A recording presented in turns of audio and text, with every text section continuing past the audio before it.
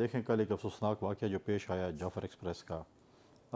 اس میں لگ بھگ 350-400 پیسنجر سوار تھے اور انٹرسیپٹ ہوا۔ کل بھی وہاں پر کوشش کی گئی آپریشن کرنے کی، کیونکہ ایک بڑا ٹیکنیکل یہ آپریشن ہے، کیونکہ ٹنل ہے اور ٹنل کے ساتھ وہ ہے۔ تو دیکھیں بڑا آسان ہوتا ہے کہ آپ دشمن کے خلاف جنگ لڑتے ہیں تو ایک اوپن ہوتی ہے۔ اب آپ ود ان دی کنٹری وہ کرتے ہیں، اپنا آپریشن کرتے ہیں، اس میں آپ کو دیکھنا پڑتا ہے کہ اس میں ٹیررسٹ کون ہے، اب پیسنجر کون ہے، اس سب چیزوں کو دیکھ کے بڑی کرنا پڑتا ہے۔ تو بڑا ہی وہ ہے، آپریشن جاری ہے اور کچھ ٹیررسٹ بھی مارے گئے ہیں، لیکن ابھی تک جو ہے وہ فل کلیئرنس نہیں، ابھی تک بھی پیسنجرز کچھ جو ہے وہ ابڈکٹڈ ہیں اور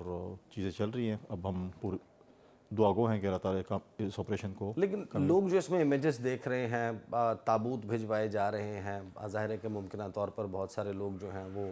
ابھی ظاہر ہے کہ حتمی طور پر ہم کچھ نہیں کہہ سکتے، ول ٹرائی کہ ہم جتنا رسپانسبلی اس کے اوپر بات کر سکیں اور ایک ہوکس کریٹ نہ کیا جائے۔ لیکن یہ جو مسئلے کی جڑ ہے یہ تو آج کی نہیں ہے نا۔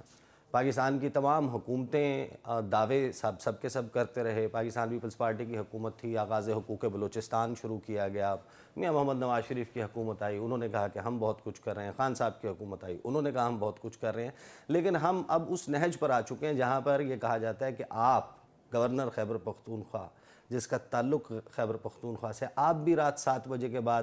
اکیلے ٹریول نہیں کر سکتے اپنے ہی صوبے میں۔ دیکھیں بلوچستان اور خیبر پختونخوا کی سچویشن ٹوٹلی ڈیفرنٹ ہے۔ بلوچستان سچویشن جو ہے وہ جو BLA اور ملک دشمن عناصر جو چیزیں ہیں وہ اس وقت وہ ان چیزوں میں لگی ہوئی ہیں۔ اس میں وہاں کے جو ہے اب وہاں پہ فوج بھی ہے، FC بھی ہے، لیکن بلوچستان میں صوبائی حکومت کی ایک ول بھی ہے جو ان کو سپورٹ چاہیے، وہ سپورٹ مانگ بھی رہی ہے، سپورٹ کر بھی رہی ہے، وہ ایک تقریباً سارے وہاں پہ ایک پیج پہ ہیں۔ لیکن جس طریقے سے وہ چیزیں ماضی میں بھی ایک واقعہ ہوا جو آپ نے دیکھا کہ کوئٹہ جو ہے وہ ٹرین اسٹیشن پہ ہوا جہاں پر اٹیک ہوا تھا جس میں بہت سے فوجی نوجوان شہید ہوئے۔ اب بات یہ ہے کہ دیکھیں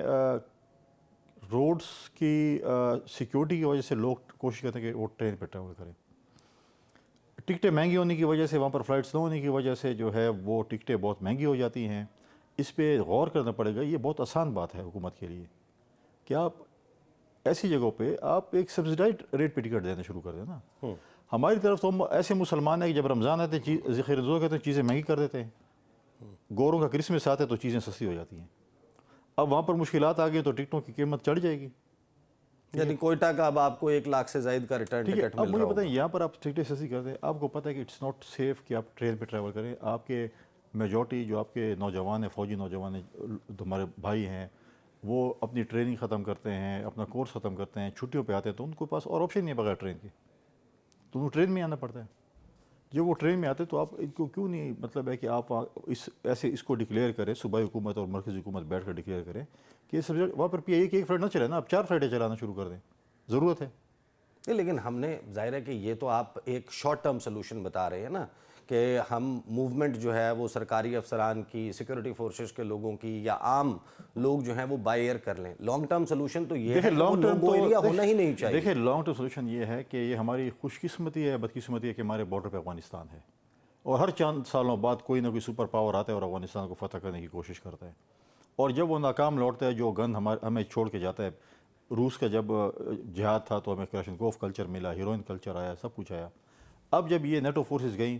وہ جو اپنا گن مینس کہ وہ جب اپنا ڈیفنس اکوپمنٹ چھوڑ گئے، 7 ارب کا اسلحہ چھوڑ گئے، اتنے آٹومیٹک سب کچھ چھوڑ کے چلے گئے، سب کچھ دکھاوے کے لیے کدو کا چیزیں لے گئے۔ اب وہ چیزیں، وہ نیٹو فورسز کا اسلحہ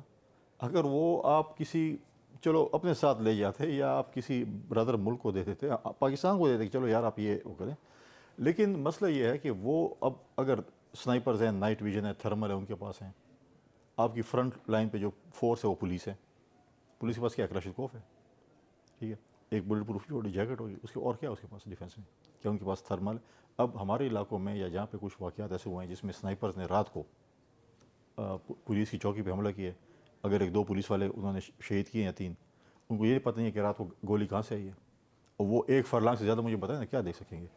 جب ان کے پاس، اور اب 1-2 کلومیٹر، 1 کلومیٹر سے بھی اگر سنائپر اس کو فائر کر رہا ہے، وہ 1 کلومیٹر پہ اگر آپ 1 فرلانگ بھی نہیں دے سکتے ہیں تو کیسا مقابلہ کریں؟